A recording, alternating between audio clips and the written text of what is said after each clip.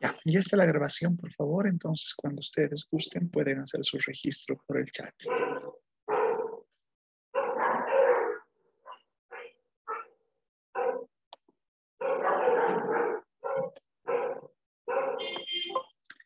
Ya, hoy día teníamos asignada lecturas de determinación. Antes si charlamos un momentito.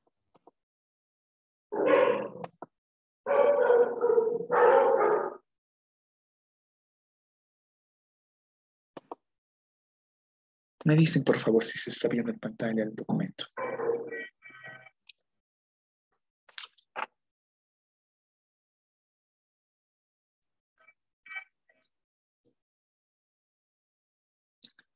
¿Se lo logra ver? Sí, licenciado. Sí, licenciado. Excelente, gracias. Ya, a ver, este documento, escrito por Osvaldo Nina, creo que ha sido presentado al ISEC y relaciona determinantes microeconómicos de la tasa de interés. Yo estoy relacionando este contenido como un preámbulo que nos relaciona otro elemento que inicialmente lo vamos a ver de manera somera. Recuerden, el día lunes hemos visto una pautita intuitiva, en muchos casos, que relaciona la determinación de precios.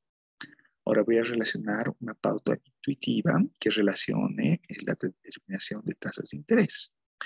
Entonces, quisiera que alguien me comente, por favor, su mirada respecto a ese documento.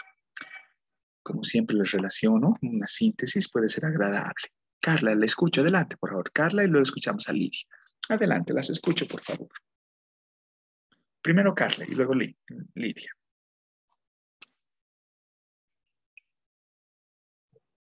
Buenos días, licenciado. Bueno, en cuanto a la lectura, Sí. Primeramente, ¿el licenciado se me escucha? Se le escucha muy bien. Ya. Bueno, referente a la lectura, ¿no? Que nos menciona sobre los determinantes microeconómicos de la tasa de interés, ¿no? En este caso hace referencia al tema de Bolivia. Y bueno, en este caso menciona que, o acá en este caso, los determinantes microeconómicos nos habla sobre los factores que se van a tomar en cuenta, ¿no? Tanto puede ser macroeconómicos, referido a los indicadores y demás, que ya hemos visto. Y bueno, también a los factores microeconómicos que reflejan el tema de la liquidez, la calidad de activos y demás. En cuanto a la lectura, hace referencia, ¿no? Donde el nivel de la tasa de interés está determinada por la demanda y la oferta de títulos financieros, ¿no? Donde el libre mercado para créditos es esencial. El tema de los contratos, de préstamos, también menciona sobre el incumplimiento que suele suceder, donde también relaciona temas de incertidumbre, temas también sobre el riesgo, también sobre el comportamiento conservador de la oferta de crédito.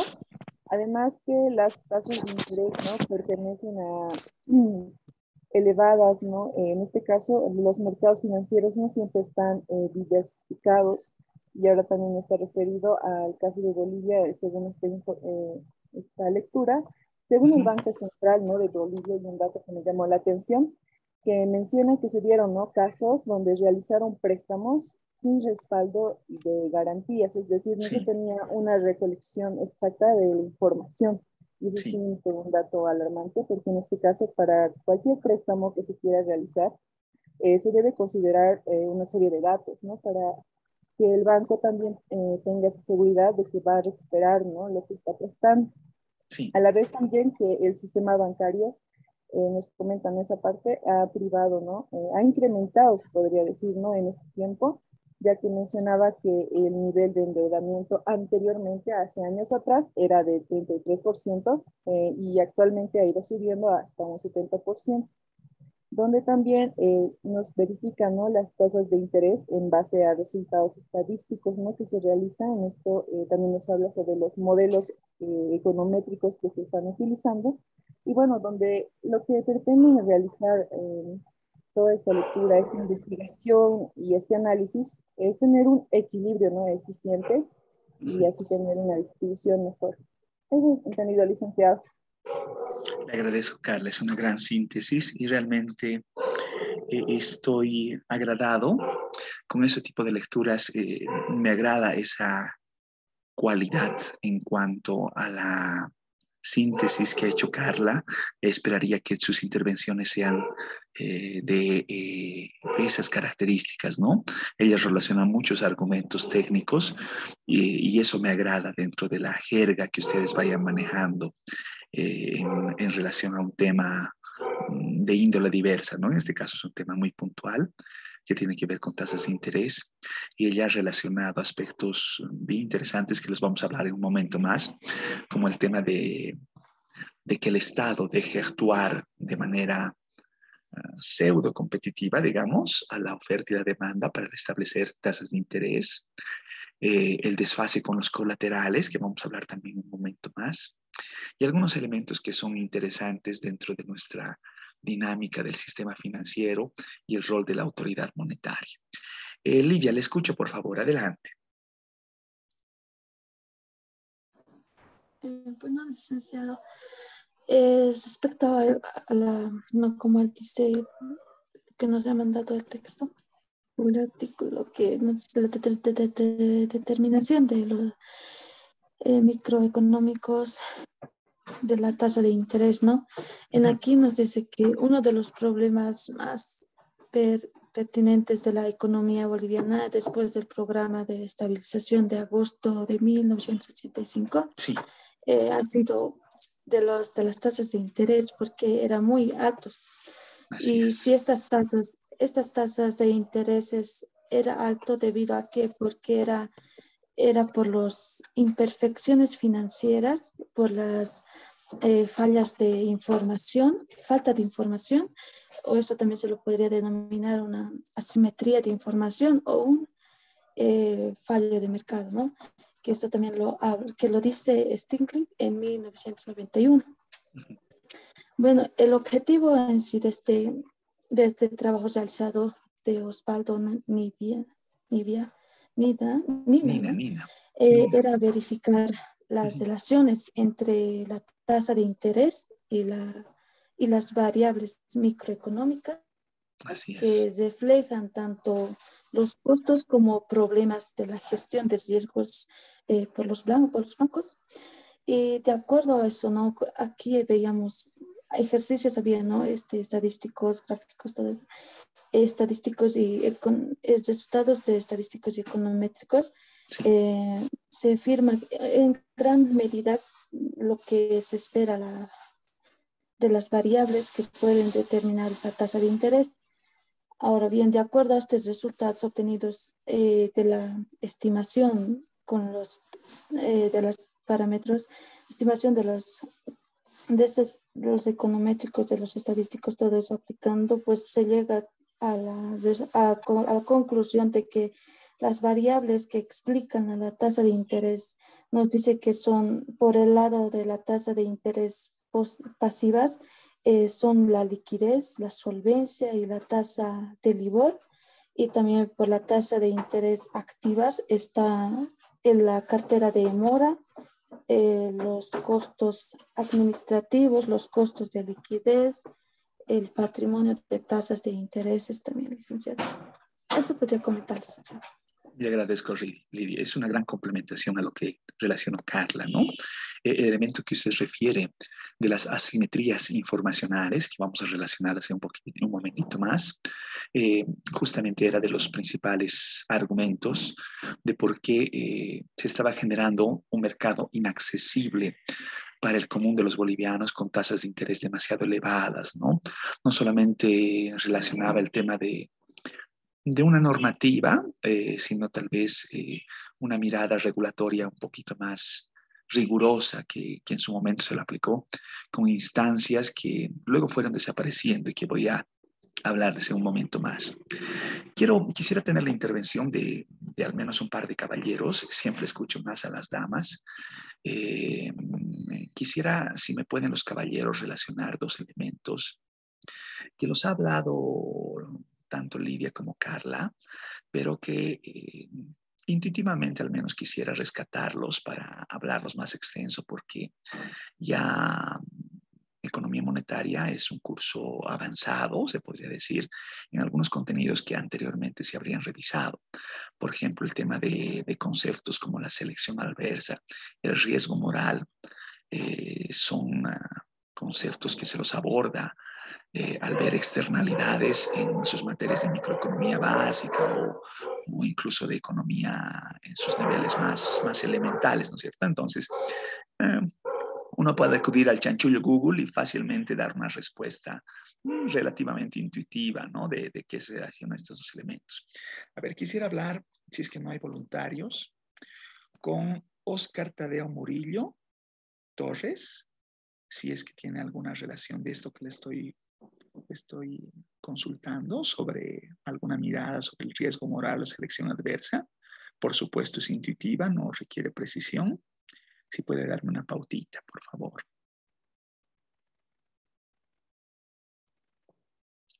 ¿Se encuentra por ahí? Creo que no está.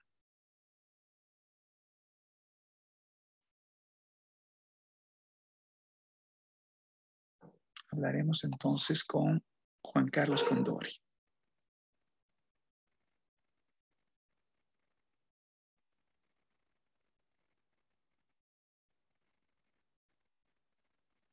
Tampoco. Ya, voy a hacer mi esfuerzo todavía por buscar caballeros.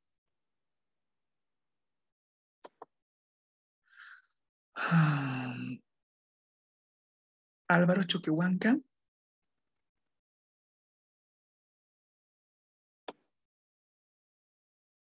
Si no está Álvaro, hablaremos con Brian Condori.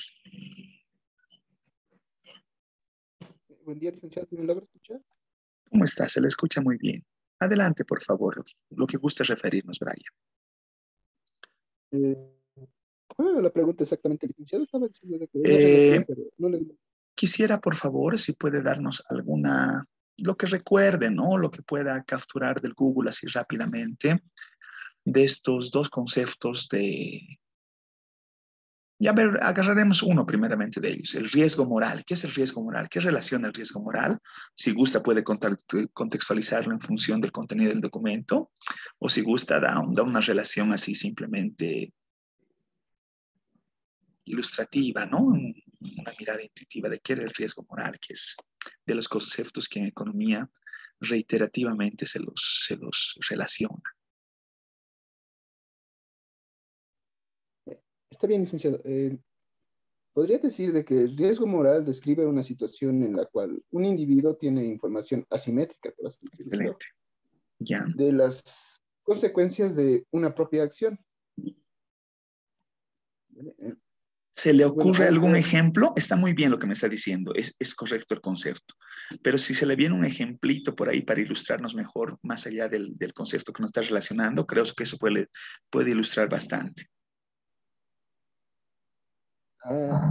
Ay, no se me ocurre nada ahorita.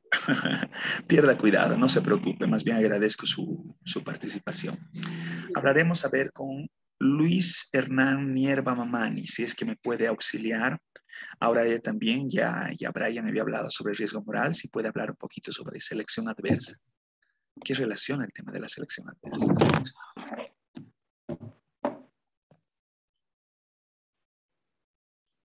Licenciado. Adelante, le escucho. Sobre selección adversa, desde mi punto de vista, ¿no? Sí. Podría considerar, ¿no? La selección de varias variables, tal vez. Ya, es un poquito más relacionado con lo que decía Brian hace un momento, del tema de asimetría de la información. Cuando uno tiene información incompleta, ¿no? Si es que usted busca en el Google, tal vez le salga algún concepto y eso puede ayudarle a dar su respuesta un poco más precisa. Está bien, licenciado. A ver, yo sé que este tema de las participaciones siempre es un mecanismo imperfecto, ¿no? Porque dejo muchas personas fuera. Por ejemplo, no sé, solamente Lidia y Carla han tomado micrófono y está bien, eso lo han hecho de manera voluntaria y como que su participación ha sido más extensa y por supuesto que yo debo ponderarlas de mejor manera. Luego yo como que una exigencia he llamado a varios caballeros, he hablado a Óscar Tadeo Murillo Torres, no he recibido contestación, con Juan Carlos Condori algo similar, entonces esas son ausencias, ¿no es cierto? Entenderán que eso también tiene una ponderación distinta. Y ahora estoy hablando con Luis Hernán y estoy hablando también con Brian, y también son participaciones que están bien, digamos, que las voy a ponderar y por supuesto no lleva a la nulidad de la ausencia, ¿no es cierto? Y estoy registrando con ellos una participación activa que siempre es importante. Y la otra vía, como lo están haciendo ustedes en el chat, Zulma, por ejemplo, acaba de escribir Riesgo Morales, ¿no es cierto? Y entonces va relacionando y todo esto queda registrado, ¿no es cierto? Entonces, para mí es muy fácil revisar el video o revisar el chat sistematizado y con eso hacer sus evaluaciones. ¿Dónde debería preocuparles? Debería preocuparles cuando resulta que no hay ni micrófono abierto, ni participación exigida, ni chat. Ahí ya estamos conflictuados porque está bien, uno puede decir, pero sí, he ido el día miércoles 20 y yo estaba presente en clase porque he puesto mi registro de entrada y mi registro de salida. Y eso está bien. Pero yo lo considero una ausencia si al momento de haber relacionado una consulta como la que estamos haciendo ahora, no he podido interactuar con ustedes. Adelante, Hernán, le escucho un poquitito si tiene alguna pautita. Sí, he encontrado algo en Excelente, Google. le agradezco. La selección adversa ocurre cuando una parte de una transacción no tiene la información necesaria para poder distinguir las características negativas de su contraparte. Excelente, va por ahí. A ver si se le viene un ejemplo en mente, intuitivamente hablando, el concepto está bien. Si se le ocurre un ejemplo, nos ampliaría bastante esta comprensión.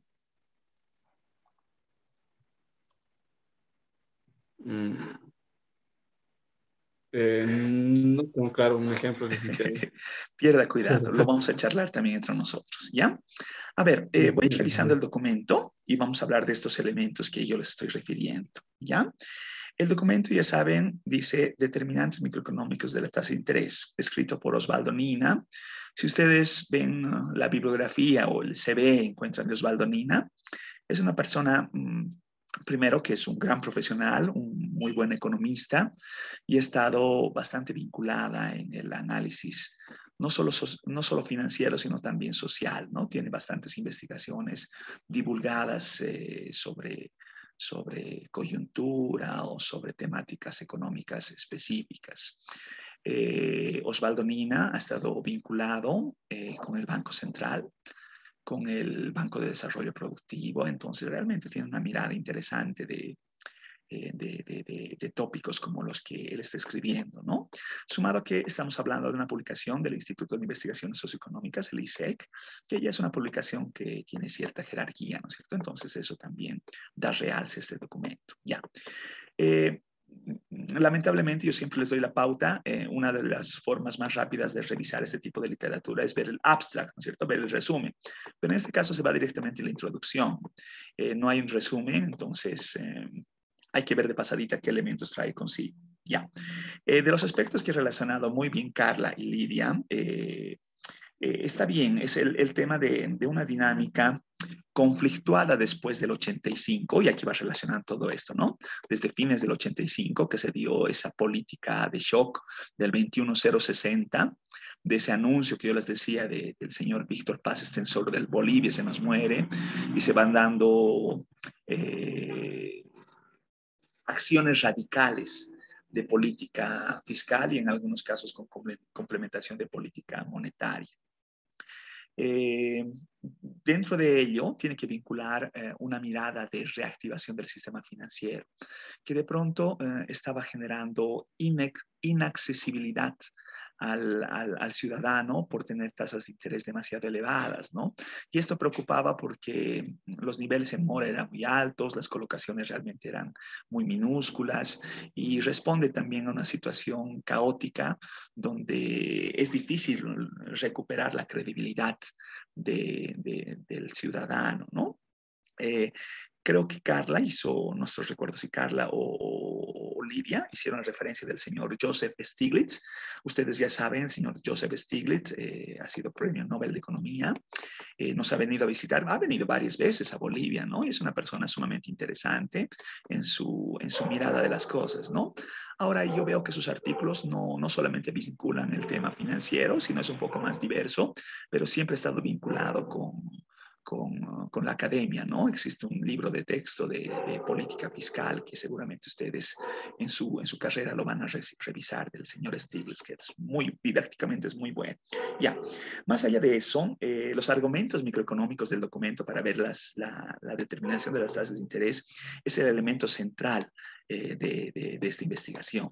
Esta investigación va dando cuenta, estoy avanzando así rápidamente, de una revisión de Latinoamérica, digamos, de episodios en los cuales esta situación ya, esto quiero que me apunten, por favor, para que lo hable un poquito más adelante, ¿no? Dice señales de mercado o markets.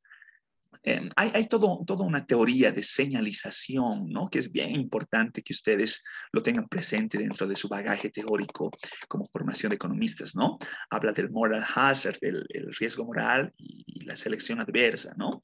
Que son dos elementos que siempre es importante tenerlos en consideración y tratar de identificarlos en el cotidiano. A ver, intuitivamente hablando, yo les voy a relacionar de qué trata ambos elementos. Ustedes deben recordar en sus cursos de microeconomía, generalmente es parte de microeconomía un poquito más avanzada, un microeconomía 2, pensemos, se tocan autores como el señor Michael Spence, el señor Ronald Coase, ¿no es cierto?, donde ven lo que se llama teoría de contratos, teoría de señalización en el desarrollo económico. ¿Qué es lo que ocurre? Existe una simetría entre agentes económicos respecto de elementos informacionales. El ejemplo más consabido del señor Spence tiene que ver con el mercado de los limones. No sé si a ustedes se les viene en mente su documento del mercado de los limones, pero él está relacionando, digamos, él dice el mercado de los limones. Nosotros conocemos en el medio el mercado de los vehículos usados, ¿no es cierto? De los cacharros y de los vehículos que son, pues, joyitas, como dice él, ¿no? Entonces, uno no puede saber a simple vista. Generalmente uno compra un vehículo, no sé, un anuncio de Facebook, en el Oro de Oro, en el diario, y le aparece una foto, ¿no? Donde la foto es del auto reluciente, pero a simple vista uno no sabe si el auto es... lo han traqueteado demasiado, está muy usado, está muy dañado, o realmente el propietario, el que está queriendo vender, ha tenido el cuidado suficiente para tener un buen vehículo, ¿no es cierto? Entonces, de ese ejemplo que le estoy dando, el señor Michael Spence relaciona dos ejemplos, dos situaciones encontradas. Por ejemplo, el tema de la selección adversa es información oculta. ¿Qué quiere decir con información oculta? Estamos en el ejemplo de los carros, ya de los vehículos, donde resulta que el vendedor le dice, pues no, mi carro es cuidadito, solamente lo he manejado de la casa a la oficina los fines de semana y durante la semana ni lo usaba siquiera, ¿no? Cuando en realidad puede ser que viajaba a un lado, a otro lado, no ha tenido el cuidado de meterse baches, de darle el mantenimiento debido, de ponerle aceite en sus momentos, ¿no es cierto? Información oculta. Y por otro lado, uno también puede relacionar con el riesgo moral acción oculta. ¿Qué refiero con acción oculta?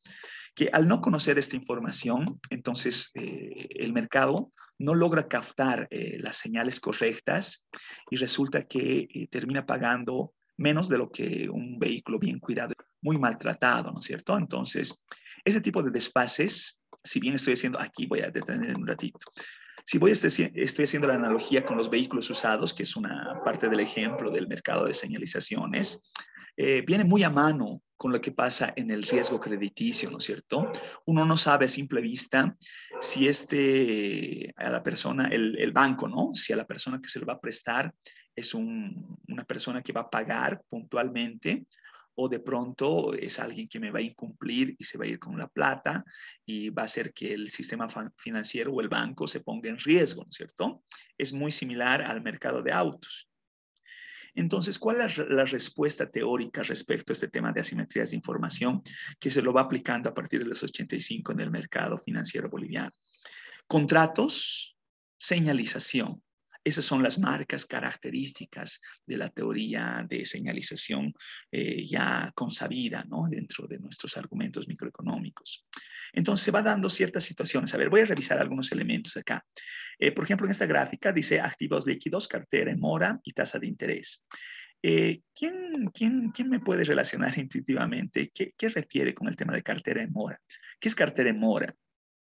¿Alguien tiene en mente? ¿Alguien me puede auxiliar con ese concepto? ¿Qué relaciono cuando digo cartera en mora? Y vean que aquí está agarrando la cartera en mora. Dice cartera en mora es un ratio, ¿no?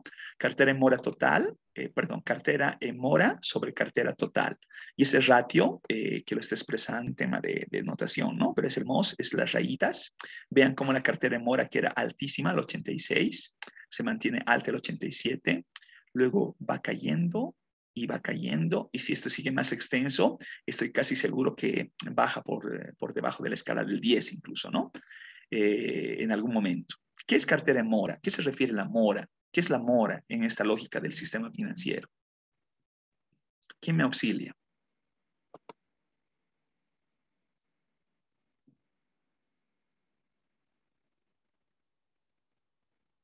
Ha habido muchas participaciones respecto de riesgo moral y selección adversa. Lo agradezco.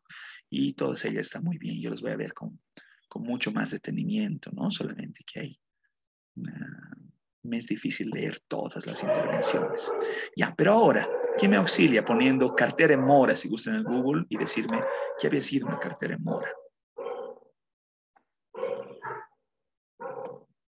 Ya, por ahí tengo la mirada de Micaela. Y está muy bien. Micaela, ¿me auxilia tomando micrófono y tal vez contar un poquito qué es lo que usted ha puesto en chat?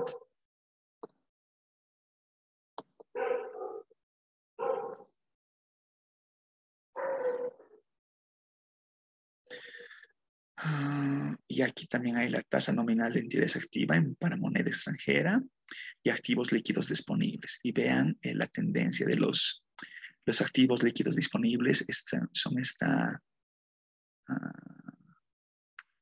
línea más punteadita. Y la tasa nominal de interés es esta que va bajando, ¿no? Y las tasas de interés como que se van poniendo en niveles mucho más bajos de lo que inicialmente 20, 22, hasta un 30%, muy elevadas, ¿no? Por eso se hacía inaccesibles ciertos préstamos en el mercado financiero. Bueno, ya he perdido la participación de la mora. No sé si es que alguien todavía gusta tomar el micrófono y auxiliarme. Adelante, Carla, le escucho. Licenciado, en cuanto a la cartera en mora, Sí. es un total, ¿no? De capital, es decir, son cuotas de amortizaciones o interés, ¿no? Que Sí. no han sido cancelados. Es justamente lo que hablaba en la lectura sobre el Banco Central, que no había recabado suficiente información. Entonces, si no se tiene suficiente información, ¿cómo se puede respaldar que esas personas que han pedido el préstamo van a devolver? Entonces, ahí es donde entra la cartera en mora, porque les dan como un plazo de 30 días contados desde esa fecha para que puedan ir iniciando sus, en este caso, si no pagan, acciones ya judiciales para lograr el cobro. Sí, así es. Y por ahí veía el comentario último de Lidia, que es incumplimiento, ¿no? También cuando resulta que hay un plazo de pago y la gente no empieza a pagar su préstamo, ¿no? Y entre mora, puede ser que en lapsos cortos no sea preocupante, pero ya cuando se hace un poquito más extensa, es un riesgo de incumplimiento grande, ¿no? Es una alerta roja que hay que tomar ciertos recaudos. Y los recaudos tienen que ver con colaterales, pero en su momento los colaterales eran muy débiles, ¿no? Entonces eso dificultaba el sistema financiero.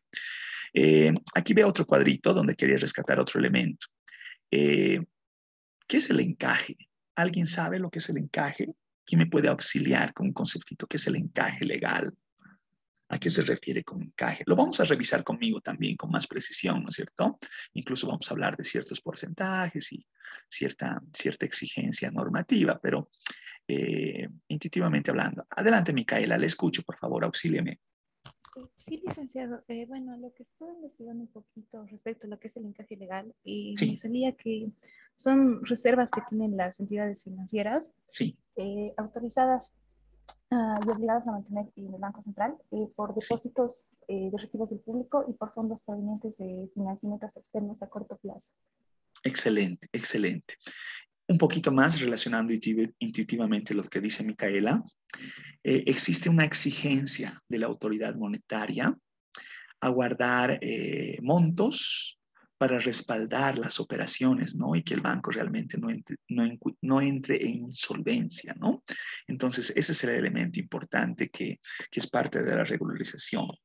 Ya, a ver, avanzo un poco más. Yo sé que bueno, aquí hablamos de liquidez. Estos son también ciertas series que se las puede analizar con mayor precisión. Por ejemplo, la línea que es importante aquí relacionar vean el eje de las abscisas, está relacionando valores negativos y como que esta va creciendo en el tiempo hacia valores que todavía se mantienen negativos, pero que eventualmente van a ir creciendo a valores positivos después de los 90. Pero el punto es el siguiente, a ver, voy a ir con la parte econométrica, ya habla de la tasa LIBOR. ¿Qué es la tasa LIBOR? ¿Alguien ha revisado por ahí qué es la tasa LIBOR? ¿Por qué da cuenta de la tasa LIBOR? ¿Por qué es importante hablar de la tasa LIBOR? ¿Tendrá alguna relevancia en este contenido? A ver, escucharemos a alguien. Por ahí tengo una manito levantada. Disculpe. ¿Quién está solicitando una participación? Creo que Micaela todavía está con la manito levantada o es de hace un momento. ¿Gusta comentarme algo? No, licenciado, desde un momento, disculpe. Ya, vale. ¿Alguien tiene entonces alguna mirada de lo de la tasa LIBOR? Intuitivamente hablando, no es que requerimos una precisión ni Licenciado, buenos ser días. eruditos. Adelante, por favor. Le escucho, le Bueno, escucho. la tasa LIBOR nos dice que es una tasa de referencia Sí, diaria que sí. está basada en las tasas de interés a las que los bancos ofrecen fondos no asegurados a otros bancos, esto en Sí. el mercado monetario mayorista o también en el mercado interbancario. Excelente. ¿A qué debe su nombre, lo del LIBOR? Que creo que me lo han puesto ahí en el chat. Le escucho, adelante, por favor. Disculpen si le he cortado.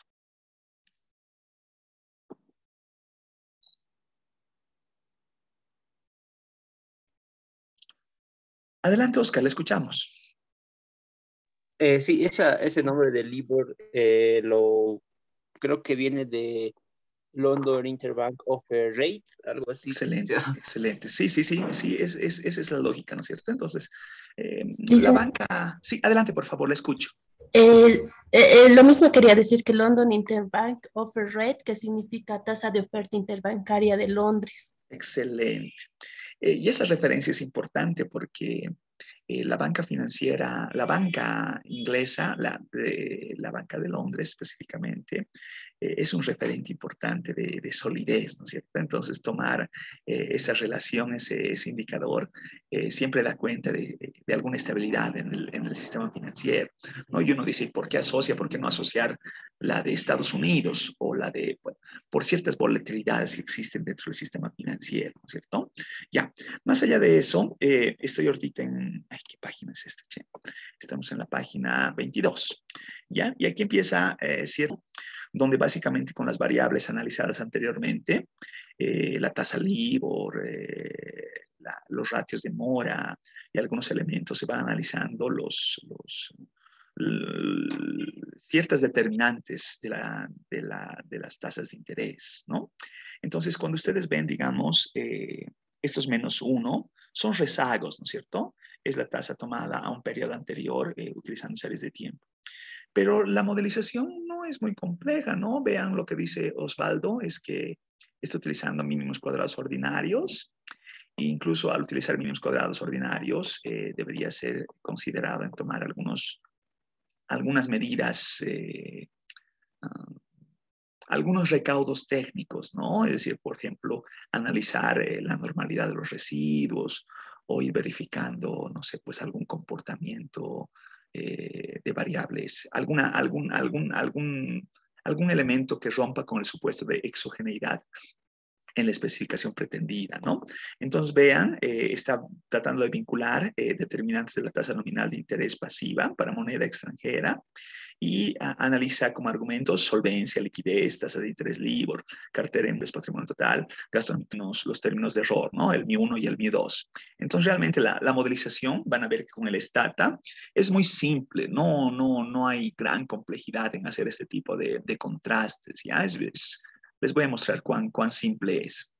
Y ustedes ya saben cómo meter los datos, y estos datos, por supuesto, cuando uno se entra, por ejemplo, en la página del INE, de UDAPE, y se va a sector financiero, todos estos datos deberían estar disponibles incluso de manera mensual, trimestral y por supuesto que anual, ¿no es cierto? Entonces hacer este tipo de contrastes no es muy complejo, ¿no? Aquí está ajustando algunas medidas interesantes, una medida de bondad de ajuste, un R cuadrado altísimo, un F de Fisher, ¿no? Que está buscando un nivel de significancia global, y un Durbin-Watson, ¿no? Que ya esto seguramente en econometría lo deben estar viendo, ¿no? Que es un tema de ver el confiabilidad en series de tiempo en cuanto a la estacionariedad de las series, ¿ya? Pero ya, esto no voy a entrar en esos detalles. Sí quiero relacionar, ya independientemente de los resultados que va encontrando Osvaldo Nina, ya que hace una especificación de 2 modelos y va dando cuenta de algunas estimaciones que es interesante, ¿no? Los comentarios finales de este documento dan cuenta de elementos que nos van a servir para analizar nosotros en materia, ¿no? Por ejemplo, Osvaldo Nina, en sus comentarios finales, arguye de que el periodo conflictivo del 85 en adelante se habría superado en cierta medida de haber regulado tasas de interés accesibles al público, de las tasas de interés elevadísimas que hacían préstamos inmanejables. Se habría pasado a una mirada un poquito más potable, ¿no? Para el sistema financiero. En muchos casos tiene que ver todavía ciertas restricciones que se les determina con una política monetaria activa, considerando elementos coyunturales que se verifican también indicadores como el riesgo país o el tema de colusión de bancos, que es otro elemento que también es importante relacionar. Ya yo sé que ustedes generacionalmente tenemos una distancia grande, pero no sé si para ustedes está presente el que ciertos bancos se hayan unido, ¿no? Por ejemplo, el Mercantil Santa Cruz en el último tiempo ha terminado absorbiendo a la Primera, a otros bancos más pequeños. En su momento también ha habido este tipo de acercamientos, ¿no? Es decir, el tema del Banco Nacional Boliviano o antes que existía la presencia del Citibank o el Banco del Perú, ¿no? Que se han ido asociando a otro tipo de entidades y logrando esa colusión. ¿Qué quiero mostrarles acá? Que es un elemento que es curioso para ustedes, espero que sea curioso para ustedes, pero es parte de la historiografía del sistema financiero, ¿no? Vean en estos anexos, ya va relacionado a algunos indicadores. De hecho, es interesante ver 86, 87, 88, 89, donde hay ciertos datos que dice ND no disponible, ¿no es cierto? Información inexistente. En grandes partes, ¿no? Datos contingentes, el tema de inversión, el tema de bienes, porque realmente la estadística del sistema financiero no era una exigencia, sino era, en cierta forma, parte de llevar el registro de la cotidianidad. Pero el elemento importante que quiero relacionarles acá es este nombrecito, no sé si ustedes lo han escuchado hablar, la superintendencia de bancos. ¿Alguien intuitivamente se le viene en mente que es una superintendencia? ¿Qué hace una superintendencia? ¿Qué debería ser una superintendencia? Y si mejor me dan la pauta de por qué ya no existen superintendencias, apreciaría enormemente si es que alguien me puede ayudar con una mirada de esas características. ¿Sabe alguien qué es una superintendencia? Y el término super, ¿no? Es bien interesante. ¿Por qué el super? Adelante, por favor. ¿Con quién estoy hablando? No logro ver su nombre. Cachiwanto Alba. Adelante, por favor. Le escucho. Auxílieme, por favor. ¿Me escucha? Sí, le escucho. Un poquito bajito, pero se le escucha. Sí, licenciado. Bueno, lo que recuerdo de esto de los términos de superintendencia era como antes se denominaba a lo que ahorita se conoce como la ASFI, como la Autoridad de Supervisión de las Instituciones Financieras, creo que es, no Sí, estoy muy segura. Y este nombre se ha cambiado desde que se ha implementado el plan Kemrer en nuestro país y así como también se ha ido implementando en otros países, Sí. que si bien no me equivoco ha sido también una de las políticas que ha implementado ha sido la creación del Banco Central de Bolivia, que creo que ha sido desde en el, el año exacto no lo recuerdo muy bien, licenciado, pero es lo que más recuerdo, que desde ahí se ha cambiado este término de superintendencia y ya se ha empezado a denominar la ASFI. Sí, va por ahí, pero toda superintendencia es un ente regulador, ¿ya? Que trata de normar la actividad de un mercado que puede generar muchas distorsiones, ¿no? Como estamos pensando que en este mercado se deja actuar a la oferta y la demanda para la determinación de tasas de interés, entonces era necesario tener a una entidad por encima del sistema financiero que en cierta forma norme algunos elementos que podían generar externalidades encontradas en la economía, ¿no? Entonces, la superintendencia realmente tenía una atención mucho más amplia de lo que la ASFI ahora tiene, ¿no? La ASFI en cierta forma es como, ¿cómo les puedo decir? Como el padre benevolente, ¿no es cierto? El padre que mira de lejitos y hace alguna intervención de cuando en cuando, da alguna referencia de las cosas, va vigilando que las cosas se porten bien, pero no hace intervención. Las intervenciones son precarias, salvo cuando existe una situación muy compleja. Por el contrario, la superintendencia tenía un rol más fuerte, ¿no? Más coercitivo. Había incluso la mirada de cerrar un banco, de ponerles multas, ¿no? Entonces, eso era un poquito más complejo, ¿no? Ahí me están dando algunos datos un poco más precisos. Zulma, por ejemplo, me dice la potestad de la reglamentación interna, el carácter organizativo con aprobación. Sí, ¿no? Era muchísimo más fuerte, ¿no? El tema había una ley detrás que daba cuenta de la regulación del sistema financiero y, por supuesto, sus acciones eran legitimadas, legalizadas primeramente con decretos supremos y legitimadas en la acción coercitiva hacia los bancos, ¿no? Control, esa palabra que dice Carla, control y vigilancia era como que el aspecto más importante.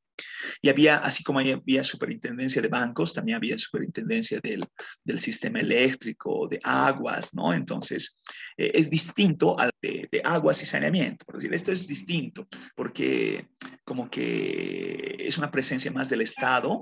No quiero decir que la superintendencia no era parte del Estado, pero como que era el policía malo, si quieren verlo así, ¿no? Es decir, como que tenía otro rol un poquito más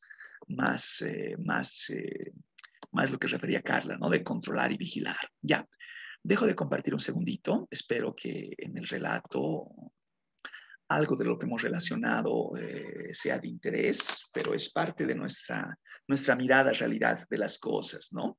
Que siempre la mirada de realidad, yo, como les digo, quiero asociar, ustedes me comentan positiva, no sé por qué no carga.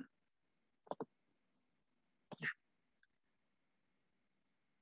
A ver, me dicen por favor si se logra ver. Se ve, ¿no? Ya, de interés. Hemos relacionado un poquito más de texto, si quieren verlo, ¿no? En rico está bien, como que nos llega incluso de libros anglosajones, que nos toma más de lo que son datos nuestros, ¿cierto? Entonces es bueno tener esas dos miradas formativas.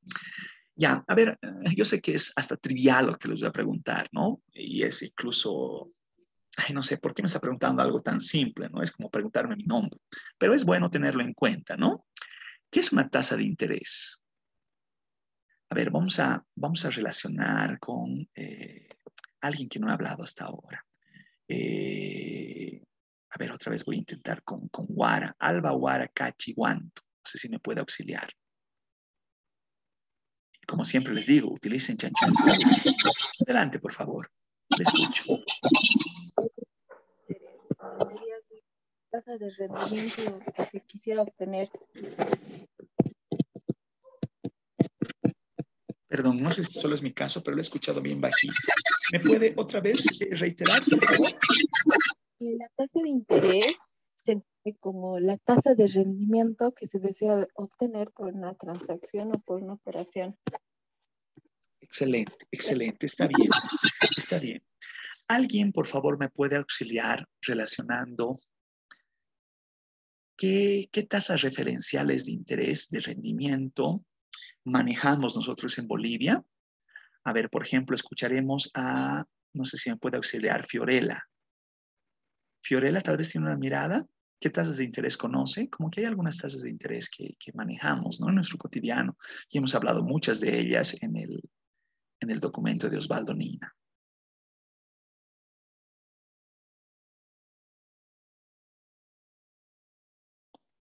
Ya, si no está Fiorella, hablaremos con... Adelante, le escucho, disculpe. Tal vez le escucho muy bajito. Bueno, las tasas de interés, las tasas de interés fijas, variables. Ya. De interés de referencia. Excelente. ¿Ahorita se podría decir, licenciado? No, está muy bien, está muy bien.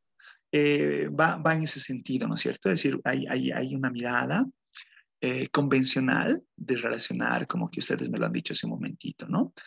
Hay un capital económico, digamos, que este es encomendado a una entidad financiera, la entidad financiera justamente por mantener montos económicos estáticos,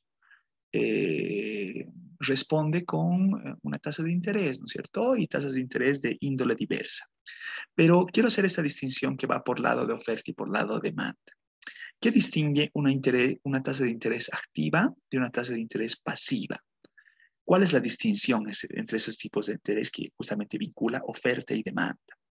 A ver, hablaremos con Carlos Capriles, tal vez se encuentra por ahí. Licenciado, buenos días. ¿Cómo está? Buen día, Carlos. Buenos días, licenciado. ¿Podría repetirme la pregunta, por favor? Le decía, ¿cuál sería la distinción entre una tasa de interés activa y una tasa de interés pasiva? ¿Qué las distingue?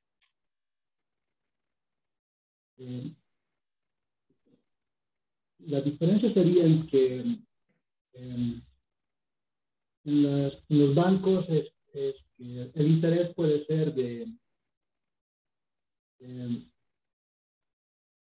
los activos, puede ser el que se presta el dinero a las personas que se hace como remuneración por el servicio prestado. Eso sería el activo. Exacto, ya. El pasivo sería la ganancia de los bancos, ¿no? Podría ser. Creo que va a la inversa, ¿no es cierto? El pasivo más bien es lo que nos dan por dejar el banco, el dinero en el banco, y el activo es lo que pagamos por prestarnos del banco. Más o menos va en esa lógica. Y hay como que diferencias, ¿no es cierto? A ver, Oscar está diciendo por ahí algo. Escucharemos a Oscar. Tiene, creo, incluso un comentario en el chat. A ver, tasas pasivas son las que los bancos pagan al público por los depósitos. Se denominan pasivas porque el dinero que el público deposita en el banco constituye una deuda para el banco, un pasivo, correcto. Y activo, a ver, por ahí tenemos veía algo de Oscar también complementario a lo que me está relacionando.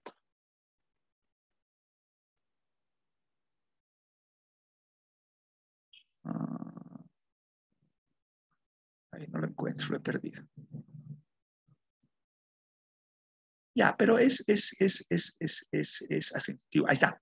Lo de Oscar. Se denominan activas porque el dinero que el banco le presta al público constituye un activo para la entidad. Excelente. Tasas pasivas, lo acabamos de decir, ¿no? Está excelente. Esa es la lógica, ¿ya? Entonces, hay un spread, ¿no es cierto? ¿Y el spread qué es, entonces? ¿Qué es el spread bancario?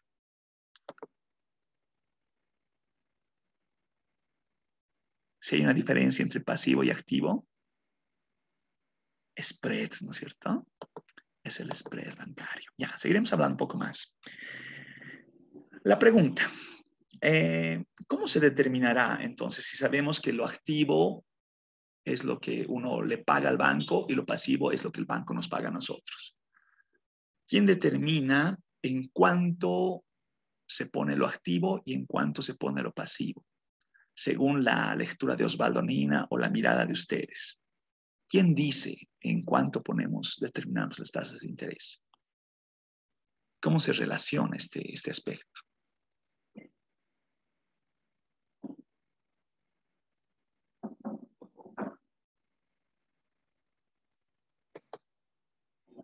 A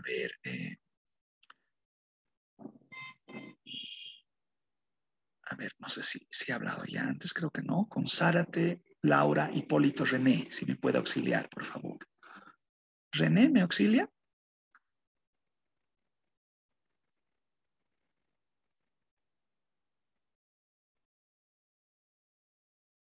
Ya por ahí tengo una última respuestita en el chat que está bien, pero no vincula tan plenamente lo que Osvaldo Mina nos estaba refiriendo en su documento. Y está bien, es parte también de la respuesta. A ver, hablaremos con otra persona, porque René, voy a apuntar ya, René no está. ¿Por qué no me estaba puesto? Ya, quedé con otro. Mira. René. Ya. Hablaremos con Verónica Paucara, no sé si me puede auxiliar. Sí, licenciado, buenos días, ¿me escucha? ¿Cómo está? Buen día, se le escucha muy bien. ¿Quién determinará? Hemos dicho la tasa de interés pasiva, la tasa de interés activa, el spread, hemos hablado de esos términos habituales, ¿no?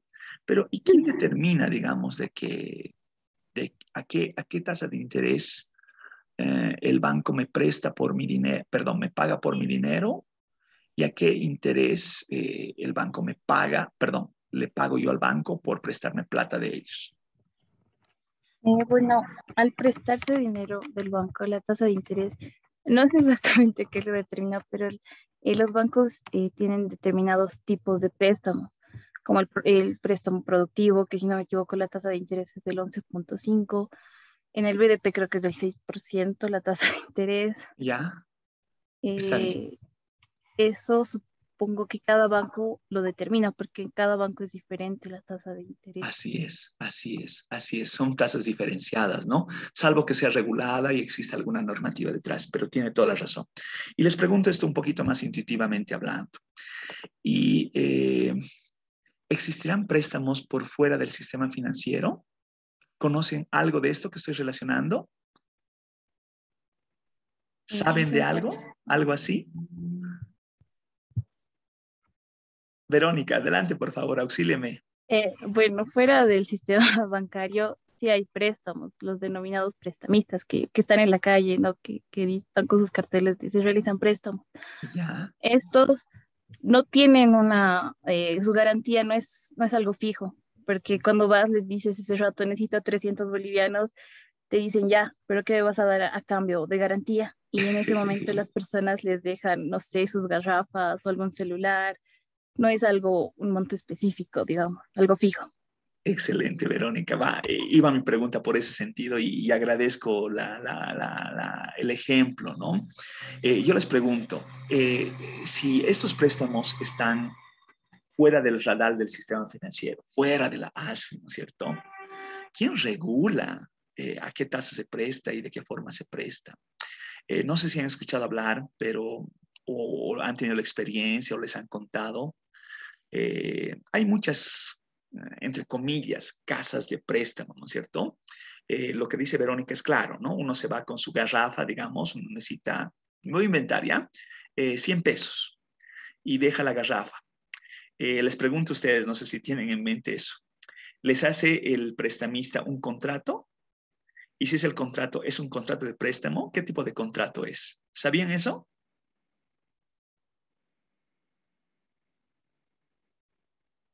¿Qué firmo yo cuando dejo mi garrafa y... ¿Han escuchado hablar del préstamo a muere?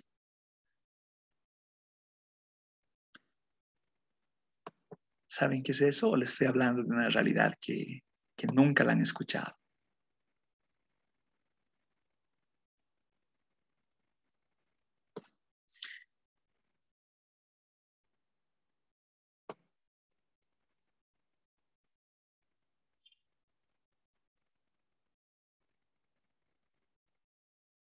¿Cómo se da el préstamo de la garrafa?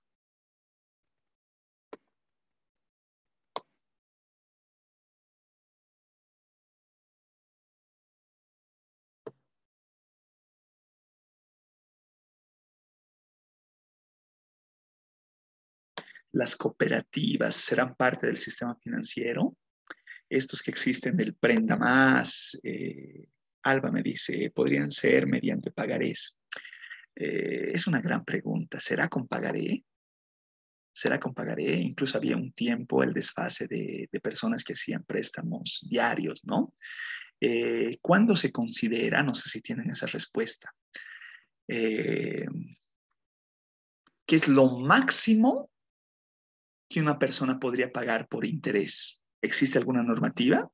Es decir, si me cobra el banco, hace rato nos decía Verónica, creo que el banco este cobra un 11, el otro cobra 12, hasta existe un 15, pero ¿podrá haber alguien que me cobre un 30%? ¿Un 40%? Mateo, le escucho, por favor, auxílieme. Sí, licenciado. Yo tenía conocimiento que por ley está regulado esto Sí. y solo se puede con una tasa de interés del 3% mensual, ¿no? Entonces al año un 36%. O sea, como máximo puedes captar una tasa de interés del 36%. Está Excelente. regulado, si no me equivoco, por ley, ¿no?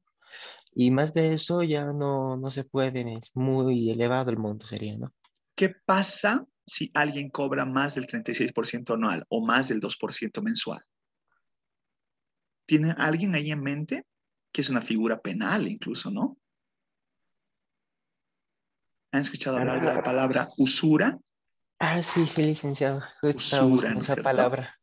La palabra es usura, ¿no es cierto? Y lo que Sí. dice Guara, lo de los pagarés, no es pagarés, ¿ya? Solamente les pongo en conocimiento de una realidad que tal vez no sea muy conocida para ustedes. ¿Por qué se dice que es un préstamo a muere? En ninguna parte del documento que les hacen firmar estos caballeros dice préstamo. No van a encontrar la palabra préstamo. Lo que uno está haciendo al dejarle la garrafa es un contrato de venta. Le está vendiendo, ¿no? Y le dice, puede recuperar su bien, pero si no lo hace en, no sé, X días, el bien es mío, ¿no? Me lo ha vendido, ¿no es cierto? Entonces, de esa forma, como que se deslindan de la mirada de entrar en usura. ¿Cobran más allá del 36%, más allá del 2% mensual? Por supuesto que sí, ¿no es cierto? Entonces uno está muy necesitado de plata y no tiene una casita, no tiene colaterales, no tiene los papeles del vehículo, porque el banco es muy exigente, acude a estos lugares y se determinan tasas de interés de oferta y demanda muy compleja, ¿no es cierto? Porque en estos casos la demanda es prácticamente inelástica, entonces aprovecha, bueno, tiende a ser inelástica, entonces el prestamista se aprovecha de esta situación y realmente eleva tasas de interés a pesar de que existe una normativa que penalmente habla de usura, ¿no es cierto? ¿Por qué les relaciono esto? Porque es parte de la realidad, ¿no es cierto? Porque es parte de lo que uno tiene que ir conociendo dentro de esta lógica formativa. La tasa de interés está determinada por la oferta y demanda de fondos, ¿no es cierto? Es decir, hay ciertos momentos donde el sistema financiero se expande y ofrece más recursos al público y la lógica debería ser que más recursos tiendan a rebajar las tasas de interés. Esto en práctica no siempre funciona así. De hecho, teóricamente incluso uno relaciona a la ley de Fisher, ¿no es cierto? Que para llegar a la tasa nominal se parte de una tasa real y se va incorporando algunos ajustes por cambios de precios, por tasas de inflación. Idealmente debería ser así. En la práctica no lo es, ¿no es cierto? Al banco poco más y ni le interesa qué es lo que pasa con la variación de precios o el poder adquisitivo de las personas, ¿no es cierto? El banco tiene una lógica completamente distinta. La banca es una empresa privada, ¿no es cierto? La banca en su generalidad tiene un fin lucrativo, ¿no es cierto? Entonces, la banca está haciendo su negocio, ¿no es cierto? No está vigilando por una mirada social o por una colocación que responda al desarrollo del país, salvo ciertas entidades que tienen objetivos muy particulares, ¿no es cierto? entidades a desarrollar la agroindustria, o el Banco de Desarrollo Productivo, o no sé, ciertas colocaciones muy específicas que tienen que ver con adquisición de vivienda, ya, pero eso son particularidades. En su generalidad, las tasas de interés se determinan por libre oferta y demanda, entre comillas, porque existe, como ya relacionamos en un momentito, ciertas restricciones también, cierta normativa, ¿no es cierto? Existe un techo. Y sabemos que también existe un mercado alterno, paralelo, fuera de la regulación, ¿no es cierto? Entonces, esa es la realidad boliviana. Ya. La tasa se fija como una tasa, aquí quiero relacionar realmente lo completo del elemento, ¿no? Una tasa pactada en términos anuales con una tasa nominal anual, ¿no? Por eso les pongo ahí solamente el acrónimo de TAS-TNA. El contrato de préstamo puede fijar entre sus condiciones que el pago se realice en periodos menores al año, no necesariamente nos relaciona los 36%, bueno, relaciona una cuota anual, sino puede ajustar cada 6, cada 3, incluso mensualmente y expresar tasas nominales proporcionales, ¿ya? Esto es intuitivo nomás, ¿no? La aplicación de la tasa nominal da por resultado una tasa de interés anual superior al que resulta aplicar la tasa nominal anual, que denominamos la tasa efectiva, ¿no es cierto? Entonces, al vincular periodicidades menores, estos ajustes generan variaciones de una fijación generalmente que se le estipula a 365 días. Y por supuesto hay desfases que requieren ser ajustados, ¿no? Que estamos hablando de una entidad financiera privada, en cierta forma regulada, entre comillas, por una autoridad, pero que también sus usuarios es público, ¿no es cierto? En algunos casos son empresas, en algunos casos son familias, ¿no es cierto? En algunos casos son agentes individuales. Entonces, estos agentes individuales, las empresas, las familias, están también sujetas a shocks externos, shocks coyunturales, ¿no? Como es el tema de la pandemia, por ejemplo, ¿no es cierto? Donde muchas personas se han quedado sin trabajo, no han podido pagar sus préstamos y el banco ha tenido que recorrer préstamos, refinanciamiento y una serie de figuras que son parte de la dinámica, ¿no? Es decir, realmente es muy difícil que la banca se comporte inflexible, plenamente inflexible con sus deudores, pero debe asegurarse, ¿no? Como es lucrativa, debe a través de sus colaterales asegurarse de que haya respuesta del préstamo brindado, ¿no? Así también le estoy hablando de una tasa de interés nominal o de pizarra, se llama activa, sea activa o pasiva. Es la tasa de interés ofertada al público para operaciones de crédito o de depósito, según corresponda, que no considera capitalizaciones o recargos adicionales. Ustedes verán que cuando uno entra a una oficina del Visa, del Santa Cruz, de cualquiera, del BDP, de cualquiera de ellos, en la entradita, ¿no? Hay como que una pizarrita que da cuenta de estas cifras referenciales. ¿Por qué son referenciales? Porque en práctica, dependiendo del destino del crédito o incluso del depósito que uno tenga en el banco, efectivamente se materializan otro tipo de intereses. La tasa de interés de referencia es la tasa de referencia determinada y publicada por el Banco Central. El Banco Central da una pauta, en cierta forma, de normar que se establece a través de un promedio ponderado. ¿Qué se refiere con promedio ponderado, no?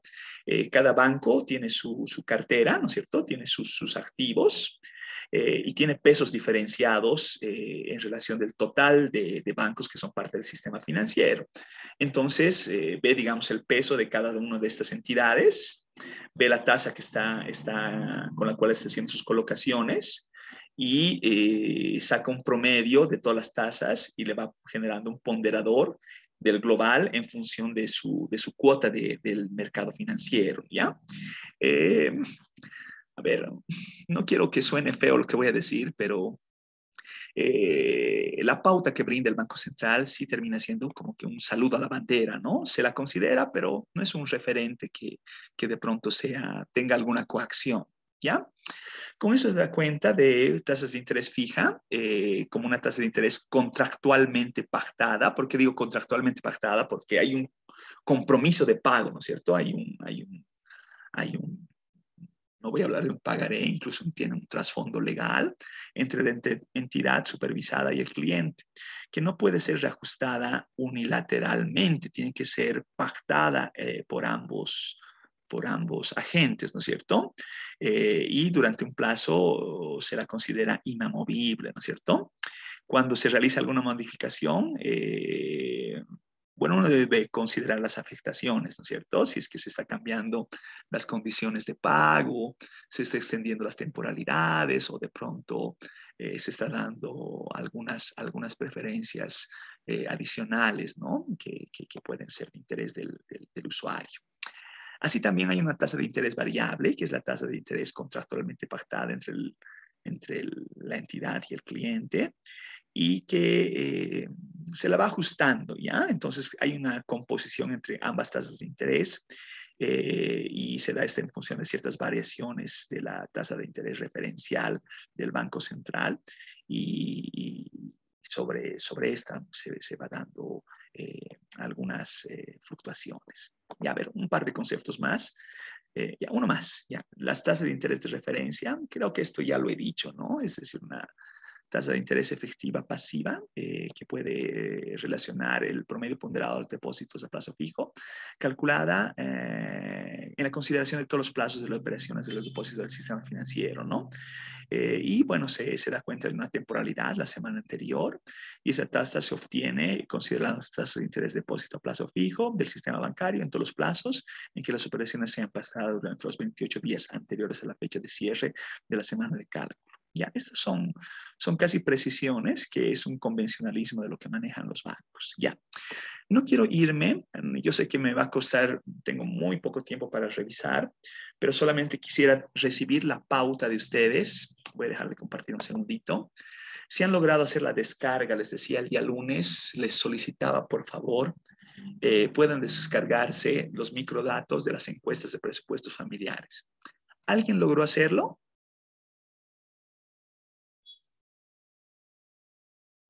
¿Alguien logró descargar estos datos?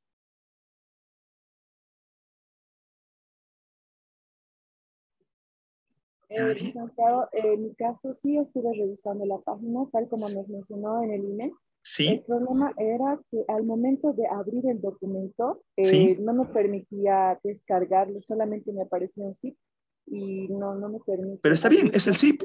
¿Lo tiene el zip? Sí, licenciado. ¿Por qué no me comparte pantalla, por favor? Solamente vamos a ver así a grandes rasgos, no vamos a explorar nada. Agradecería si puede compartir una pantalla y así vemos el zip. Solamente vamos a verlo así, muy por encimita, ¿ya? No vamos a hacer. Disculpe, licenciado. Ahora sí no puede. se abre la carpeta. He intentado y me pide como que extraerlo, pero Sí, correcto. no quiere abrirse. No lo puedo abrir. A ver, yo comparto mi pantalla, ¿ya? Me dicen, por favor, cuando se esté viendo. ¿Se ve mi pantalla? ¿Cierto? Ya. Un archivo como este que están viendo, y por supuesto descomprimirlo inicialmente. Este archivo comprimido. ¿Lo tienen así? Si no lo tienen así, por favor, necesito que lo tengan así para el día lunes que nos toca. Además que en un momentito más yo les voy a mandar un documento a revisar como siempre lo venimos haciendo. ¿Logran ver mi pantalla? ¿Se está viendo mi pantalla? Sí, licenciado, se ve ¿Se la ve, pantalla. ¿no es cierto? Ya. Entonces, por favor, lo que les voy a mandar en documentito en un rato más es un documento sobre el IPC, ¿ya? Pero quiero que leamos el IPC a la par de que vemos esto otro, que son los cuestionarios. Aquí dice cuestionario 1, libreta 2, libreta 3. A ver, voy a abrir un cuestionario 1, que son PDFs, ¿ya? Entonces ahí realmente los microdatos se han desarrollado en la boleta. Es una boleta cuasi convencional, hay algunos elementos particulares, digo cuasi convencional porque ustedes ya van a estar familiarizados con algunas preguntas que seguramente también se van a filtrar hacia el censo, ¿no? ¿Cuál es su nombre, apellido? Y dando los miembros del hogar, su sexo, cuántos años tienen cumplidos, su fecha de nacimiento, y así, convencionalmente son las preguntas que se estila hacer. Pero más allá de eso, características de la vivienda, esto también lo hace la encuesta de hogares, seguramente algunos datos sociodemográficos, ya, digamos, algunos programas, el Juancito Pinto, Juan Azurduy, Desayuno Escolar y otros más, y habrá otros más de interés, ¿ya? Y otro elemento que quisiera que por favor revisen, vuelvo sobre la carpeta, es el sistema de las libretas, ¿no? Dice libreta 2, libreta 3, cuestionario 4. A ver, voy a abrir una libreta 2, ¿ya? Y vean que la portada informante y qué tipo de vivienda es. Y con esto, juntas, ¿no? Es lo que hablábamos el día lunes, ¿no? Desde la anterior semana, en realidad.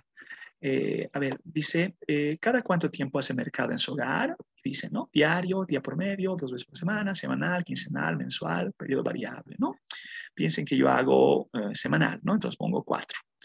¿Cuándo fue la última vez que hizo mercado? Y uno dice, el sábado. Y da la fecha, ¿no? Este sábado era el 15, ya, estoy inventando. En el hogar se consumen alimentos provenientes de, y dar opciones, ¿no? Esto es bien ambiguo, ¿no? Porque realmente pueden ser opciones de llenado múltiple. Y normalmente cuántas personas consumen alimentos dentro del hogar y así sucesivamente, otros gastos. Y así tenemos así un listado de las cosas que se van a de medida, el valor y así, ¿no es cierto? Supuestos familiares. Por favor, revísenlo para el día lunes y el día lunes vamos a conversar mucho más extenso. Dentro de economía monetaria, no solamente vincula, es importante analizar agregados monetarios como que lo vamos a ver. Dentro de esa lógica de analizar para agregados monetarios, también está ver el índice de precio al consumidor. Y parte del índice de precio al consumidor, variaciones de precios, tiene que ver justamente con esta fuente de microdatos, donde se registra cómo van cambiando los precios de ciertos artículos de interés. Entonces, vamos a ver las dos cosas. Revisen, por favor, estos datos para el día lunes de la encuesta de presupuestos familiares. Si no hay otra consulta, comentario, sugerencia, pienso que nos podemos despedir y continuar conversando el día lunes que toca. ¿Todo bien? ¿Todo claro? Sí, licenciado. ¿Estamos bien? Sí, excelente. ya. Muchas gracias. Nos vemos entonces el día lunes, por favor. Ya les paso, como siempre, en un ratito más, pero en el transcurso de la mañana, el video de nuestra sesión del día de hoy y nos vemos el lunes. Gracias. Hasta el lunes.